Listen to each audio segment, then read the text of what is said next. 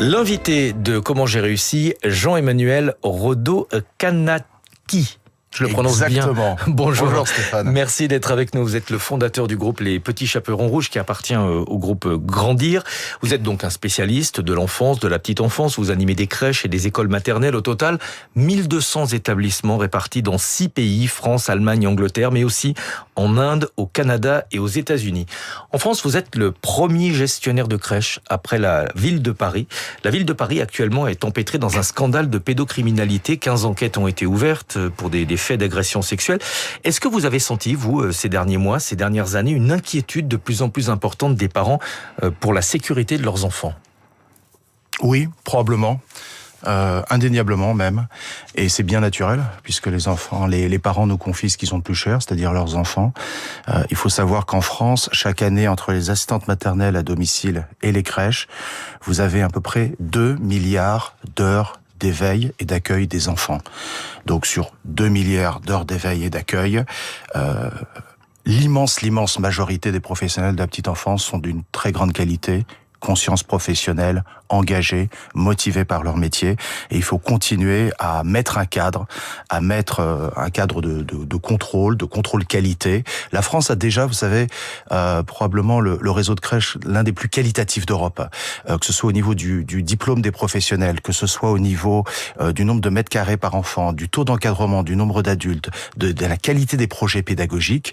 Il faut continuer à aller encore plus loin là-dessus, parce que lorsqu'une famille confie son enfant, que ce soit une assistante maternelle à domicile ou une crèche collective, eh bien, on doit viser l'excellence, bien évidemment. Comment est-ce que vous vous êtes adapté dans le recrutement, dans l'organisation pour augmenter la sécurité des enfants ? Votre groupe emploie 15 000 salariés, c'est considérable. Des salariés pour lesquels vous attachez, je crois, une grande attention aux soft skills. C'est essentiel. Les soft skills, c'est quoi ? C'est ce qu'on appelle les compétences clés du 21e siècle. C'est ce qu'on a mis en place, qui sont les 5 C. C'est à la fois pour les enfants et les professionnels. Concrètement, ça veut dire quoi ? Ça veut dire s'assurer qu'ils sont prêts pour l'école, mais aussi prêts pour la vie. Donc, on parle de la créativité, la communication, la collaboration, l'esprit critique, l'esprit citoyen.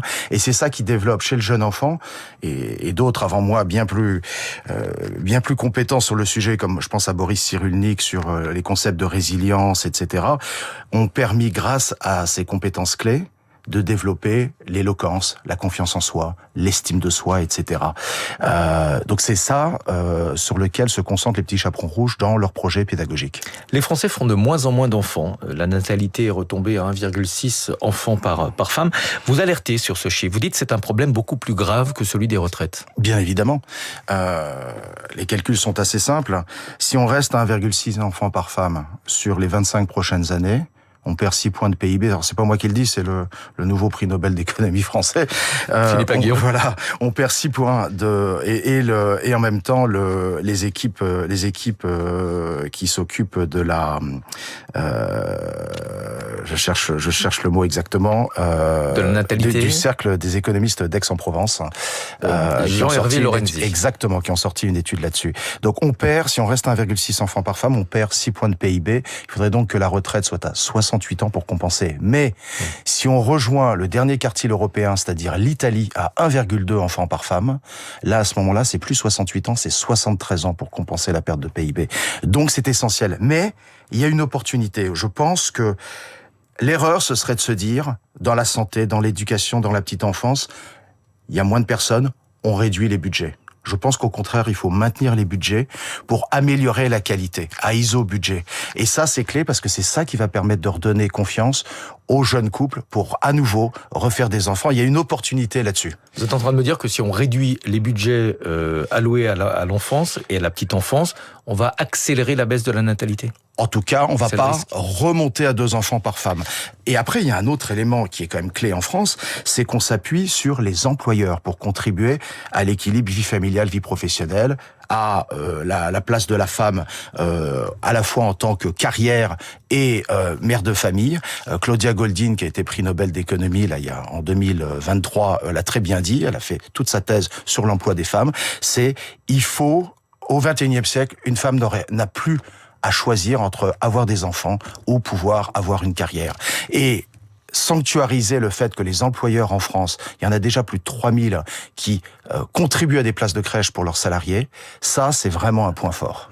Vous êtes implanté en France, mais aussi dans d'autres pays, notamment aux États-Unis. Quelle est la différence d'approche entre les deux pays dans l'accueil et l'accompagnement des jeunes enfants ? Globalement, c'est assez identique. C'est-à-dire que vous avez un socle commun, surtout à cet âge-là, de 0 à 5-6 ans. Vous avez un socle commun bâti autour des neurosciences, qui fait que les hard skills sont là et on est vraiment dans le développement du jeune enfant, l'éveil, les prémices de l'apprentissage. D'ailleurs, ce que les anglo-saxons appellent le early education. Donc ça ne change pas. Après, vous avez peut-être pour 20% du programme, vous avez une particularité culturelle pays par pays. Mais globalement, on est sur le même type d'accueil. Il y a de grosses différences de tarifs entre la France et les États-Unis pour l'accueil des enfants ?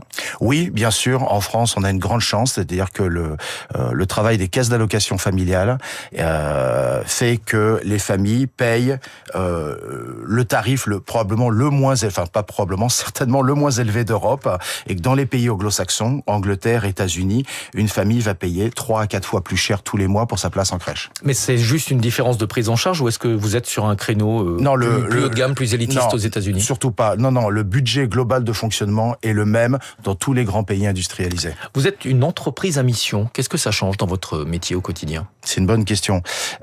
C'est quelque chose, je pense, qu'on a à cœur depuis le début de l'histoire.